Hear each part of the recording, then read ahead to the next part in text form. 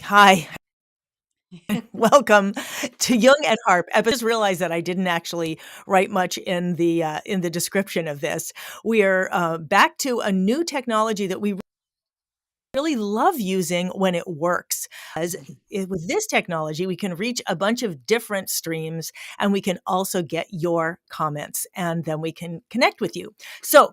This is Jung at Harp. I am Deborah Henson-Conant. I'm here with Kathleen Wiley. I am a composer and a performer. Kathleen is a Jungian psychoanalyst. So we call this Jung at Harp. And we're here to discuss music and psychology and what goes on inside our heads and what goes on between our hands and our hearts and our heads. And we're here to have a conversation. So each week we come, and we don't come here intentionally to tell you something that we know that you don't know.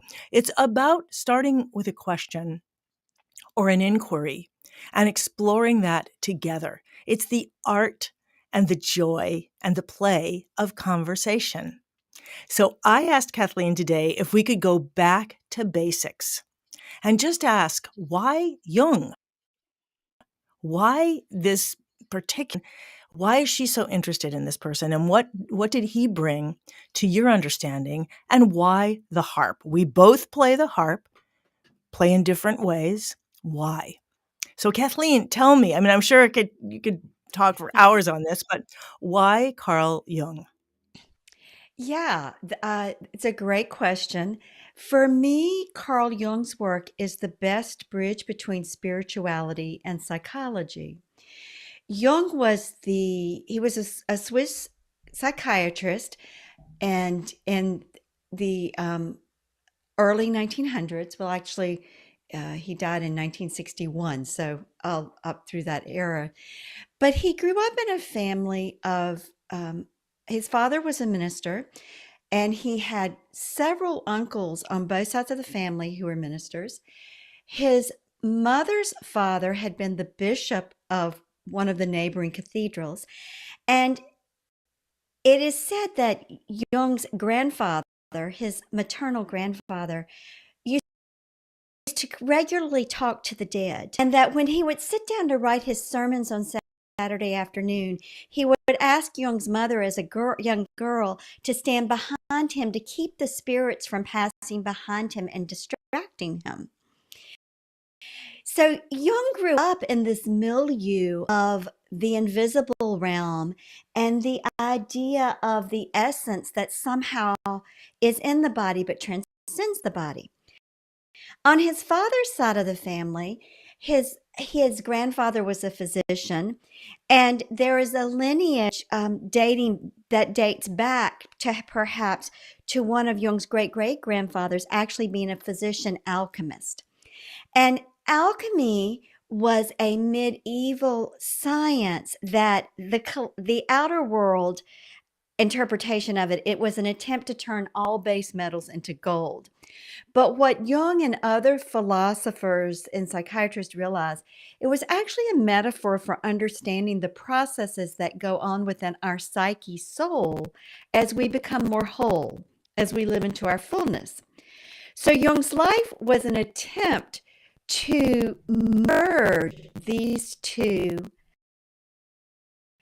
his life and his understanding. That's what attracted me to him, is the idea of how does spirit and matter come together and inform one another? And it's not either or. The other thing is, Jung was born in an era where we were just coming out of, we were in the industrial age, coming out of the industrial age after the age of enlightenment.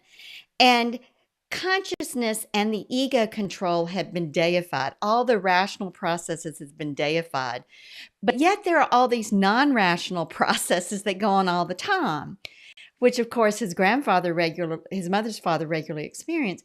So he was trying to make sense of how does the rational self and the non-rational self actually live together in the same body and in the same psyche soul.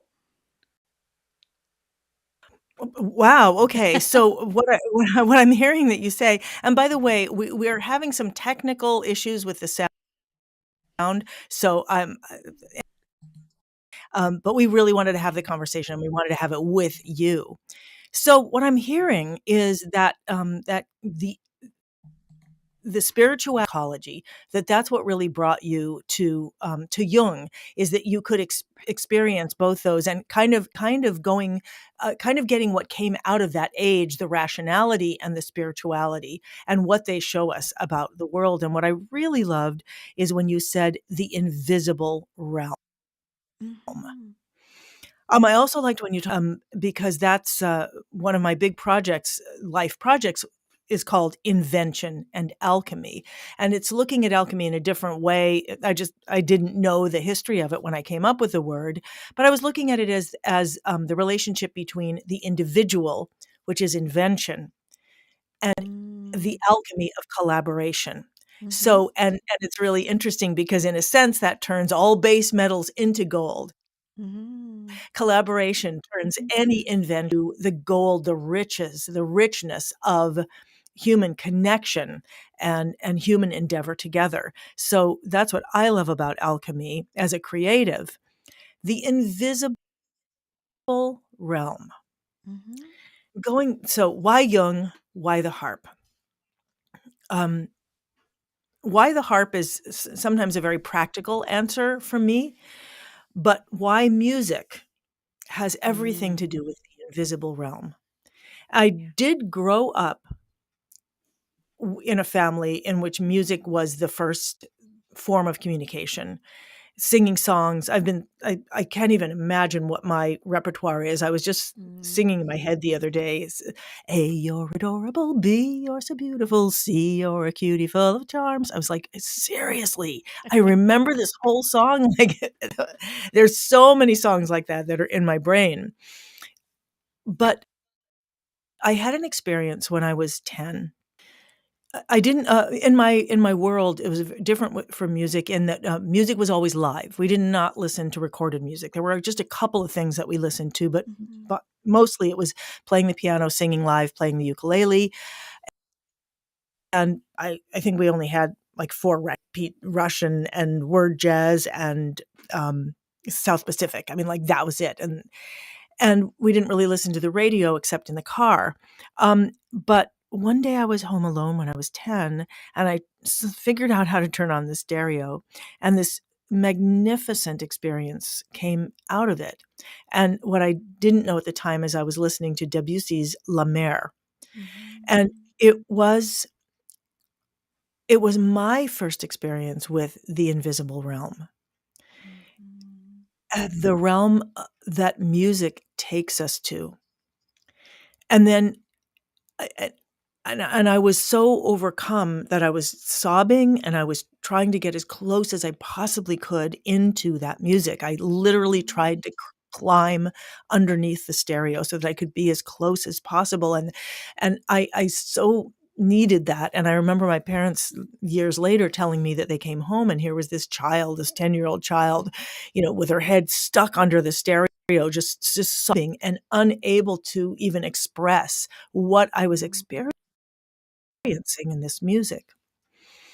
To There's a lyric in a song that I wrote, and the lyric is, "When once you've heard the angels sing, no matter where or when, your life will beat at the walls, your heart will beat at the walls of your life, longing to hear it again." Mm. And so my whole life has been about that invisible realm of Mhm. discovering, like, the opportunity to literally be inside a symphony orchestra, playing my own music inside a symphony orchestra, to be able to hear the music that close for Mhm. myself, and then to also teach other people how to connect with their invisible realm, and then to create that allows others to create with an even greater invisible realm and bring it into the world. And to me, that's the magic of being a composer and the Mhm. magic of music. Why the harp? That was quite an accident. I started playing the harp because, um, because it was there in my college and I needed a way to make a living, and it was an easy way to make a living. But what I discovered later on was what an exquisite instrument it is for telling stories, for creating an invisible realm, for being able to have my hands, you know, my hands to bring the harp to sing, so that my hands get to sing, and so that I can, sing with myself, so that I can create that experience of collaboration even with myself. So the harp became this way in to music in the moment. Mhm. Also because it was now that I'm have a musical that is in production and about to come out as a film, and I'm dealing with all that technology, I'm realizing how difficult that was. And to be able Mm. to play an instrument like a harp is the possibility to sit down and in a moment to be able to tell a story and to bring that story alive in the moment just by touching some strings instead of having to go through something as complicated as making a whole musical come alive, which is also magical. Or this is so much easier than writing for a symphony orchestra. They're both beautiful, and it's wonderful to have both those experiences. So how about you, Kathleen? You also play Yeah. the harp, and in a different way. Yeah, um, something in me wanted to play the harp. I can't say that I can really explain it rationally. Your Um, sound seems to be breaking up again. Can you hit that little button yeah, again? I just did. Did it change it? I changed a Okay. setting. Yep. Now you're Did back that? to sounding normal again. Yeah. Okay. By the way, Um, everybody, it doesn't have to do with the setting she's on. It has to do with changing the settings. We can't figure out why this is happening. So if yeah. anybody knows about sound and can hear what's happening, let us know. Yeah. I can't, I think for me, there's obviously a connection that transcends my conscious knowing.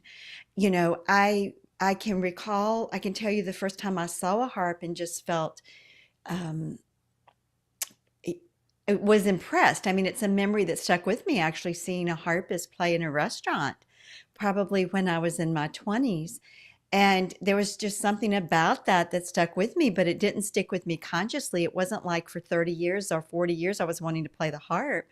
But when my husband John and I got together and he said, "What instrument do you want to play?" Harp is what came out of my mouth. And so, for me, it's an invisible attraction and it resonates. If it speaks to me and it touches something in me and gives me a way to express things deep inside of me that, you know, that is the instrument I want. I mean, John has given me all kinds of other instruments and will give me a lesson on them, but I never go back and practice. I always come back to practice the harp. I mean, it's fun and I can pick up something a lot quicker on the mandolin or whatever. It's much quicker, but the harp is where my heart is. And, part of my attraction to Jung is that I had lots of spiritual experiences as a child. And Jung's concepts and his language gave me a way to make sense of what I had experienced that allowed me to be more of who I am, to ground myself in me. I don't know how else to say that. But, there was the understanding of what I had been experiencing and how that connected to the person I am in this body mind gave me something that I needed. If I want to just shorthand it, to have self esteem and to feel confident in myself and to feel and to love me with all of those invisible.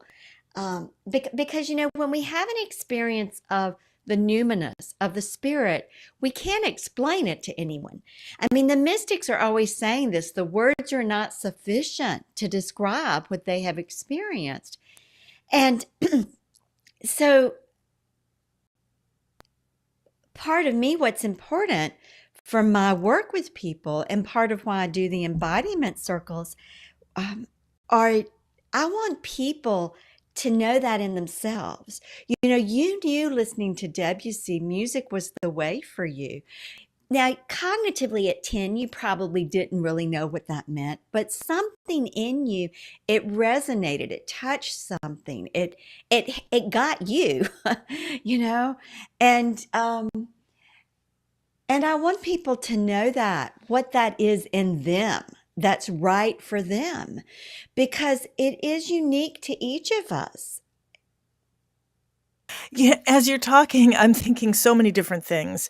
You're talking about grounding myself in me, and I'm thinking that, Yeah. and you said words are not sufficient, and you said that, the harp that you were drawn both to Jung. There's like an invisible connection to this, to the thinkings and the precepts or whatever they're called of Carl Jung, and there's some kind of invisible connection with you with the harp, so that even though another instrument may be easier for you to grasp, there's something about this that allows you to be you.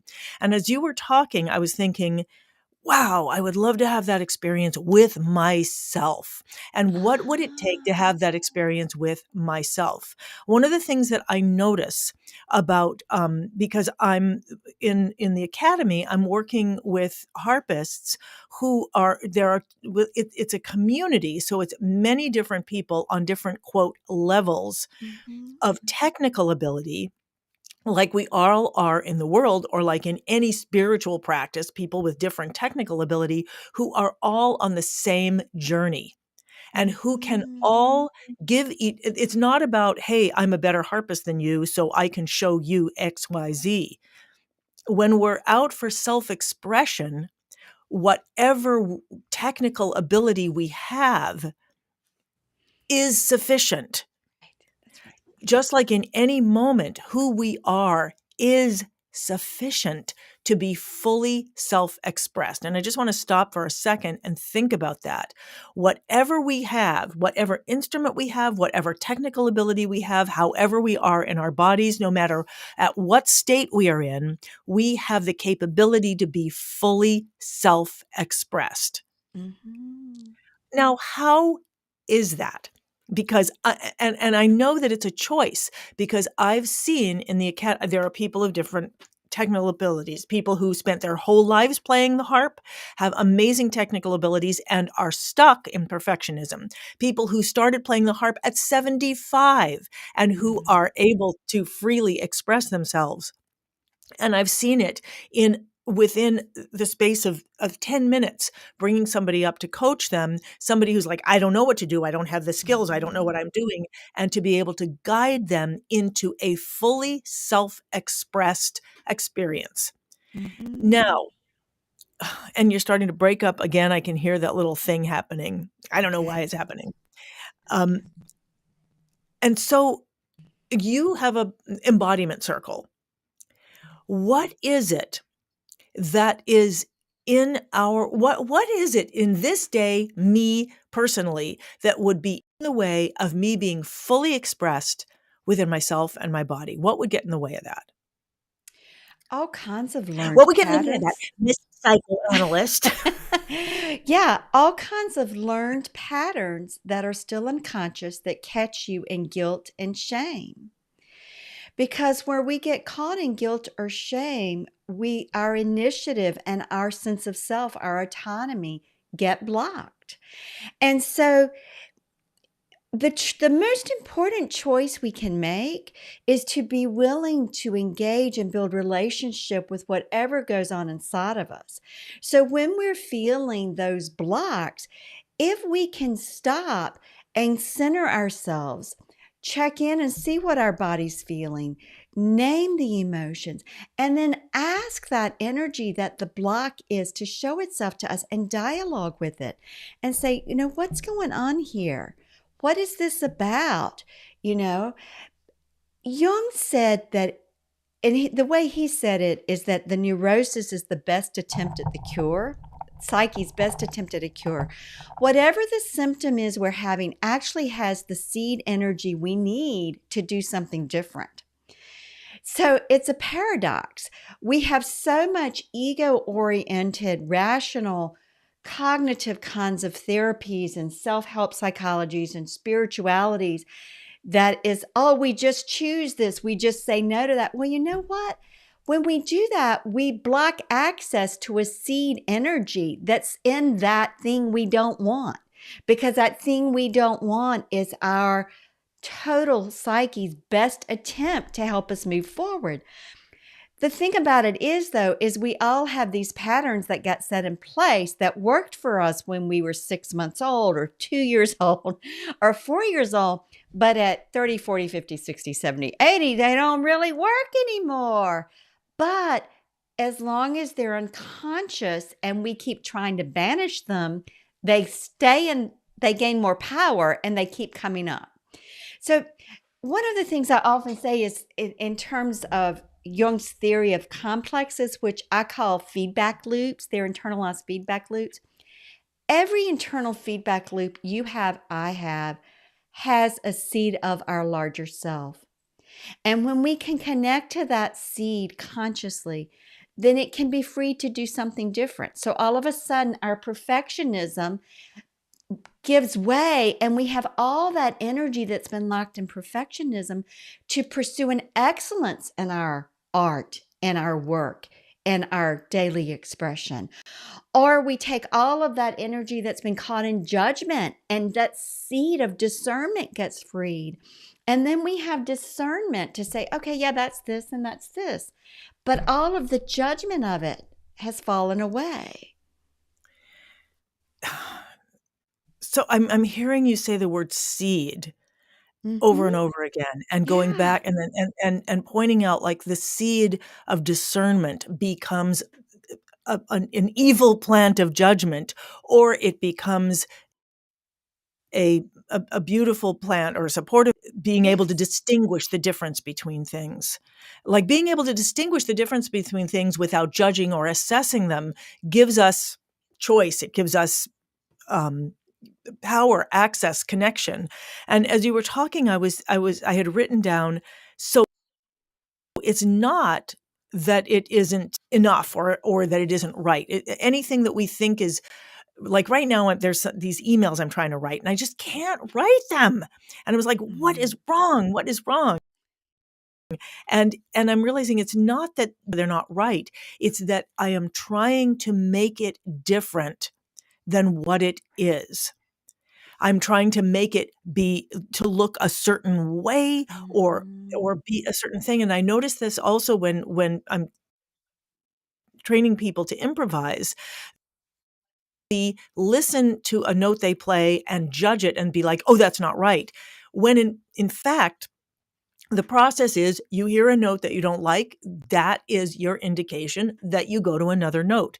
There's Mm-hmm. nothing wrong. It is literally part of the process. It is kind of like what you said, it holds the seed of the next Yes. step. And it Yes. even instigates the next step if you will allow it to instigate the next step. But if we don't allow it to instigate the next step, it will stop us. So it is that judgment, it is that perfectionism, is our saying, whatever this is, it's not right. It's not good enough. I'm not good enough. I'm not there. Okay. So, and this is nothing new. Anyone who's listening to this, you've heard it, I'm sure. All right. How do we, I mean, as a musician, here's what I do, or what I encourage others to do. So this weekend, I'm doing something called Lead Sheet Boot Camp. And Lead Sheet Harp Time Live, these play-alongs that I have, they are all about keep going, keep going, keep going, keep going, let go, let go, let go, let go, let go, and get used to letting go and moving on. Otherwise, we constantly stop ourselves. So how, like, when we're playing with other people, like when we play team sports, we keep going because the game is taking us forward. What are, like, three other things we could do in our lives to let the game take us forward? Well, I think we have to first be in our body. I mean, this again is the work of the embodiment and the embodiment circle. I'll change that setting out here. Yeah, and Um, then, and if you could just change it and then Yeah. start the sentence again so it's Okay. clear. Um, yeah. So the first thing we have to do is to be in our bodies and know what's going on. Most people have spent their lifetime trying to escape their bodies. They don't want to feel what they feel. So if I'm feeling lethargic or I'm feeling my own angst about getting some emails out, if I can just stop and be present to myself in a compassionate way with a beginner's mind where I'm curious and I have a childlike wonder about what's going on and I listen without thinking I already know, then I can connect with that energy that's in that because that's the energy I need to take the action I want to take. I mean, you said something beautiful about improv, which is that you didn't say it this way, but this is how I'm going to say it. The note you didn't intend, the quote, wrong note, unquote, the note you don't like the sound of, that is the note that actually can instigate the forward movement. If you hear it that way, it's like, oh, it's time for something to change. And then you respond to that. If we can listen to our own quote, non desired notes, let's call them that, the non desired notes, and say, oh, this must tell me something needs to change. Maybe my attitude about this email needs to change. Maybe I need to go back to what's most important to me that I want to convey in this email. Maybe I need to leave room for spirit to work, and who knows what's going to happen as a result of this instead of trying to guarantee if I use this formula, this one thing's going to happen. So I think that I think I've given more than one thing, but I think knowing what's in your body, listening to what it has to tell you, and then giving a supportive response. You know, we're so hard on ourselves when what we really need is compassionate presence because compassionate presence supports us. And then something in the invisible field and in the field of our emotions and felt sense in our body changes. As you're saying that, I'm realizing that so often, at least this email thing that I'm worried about, I'm focusing on trying to avoid doing it wrong. Yeah. And as you were speaking and you were saying, what is really important to you, not how do you think you should do it or like this, what is important to you? um, it helped me realize that, what's important to me about these emails is to make sure that people know that they're making a decision, that they have the information that they need in order to make the decision that they want to make. So that then we're like, yeah, you've made the decision, you're going to do this or you're not going to do this. And I didn't miss out on telling you anything. There's nothing, I Mhm. didn't forget to tell you something or leave something out.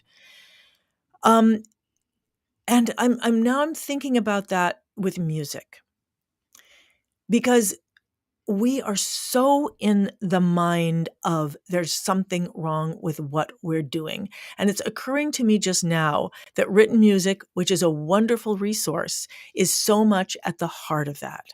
Yeah. Because if there is no play it like that person or that, or you want to get people really interested, do this, or then we get to engage with the thing it's gauge.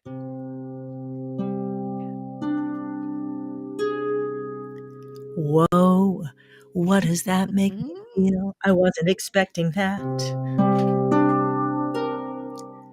That's even more interesting.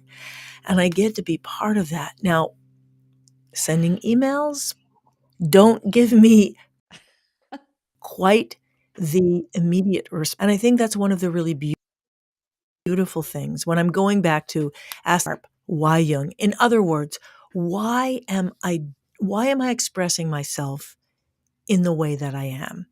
And how can I use that to help me unlock all the other ways in my life in which I'm not expressing in a comfortable, heartfelt way where I'm judging and I'm stopping and I'm stuttering. And so I know we have to end soon, but I'm thinking, what can I learn about the harp? And one of the things that I can learn is that there's always a fundamental note.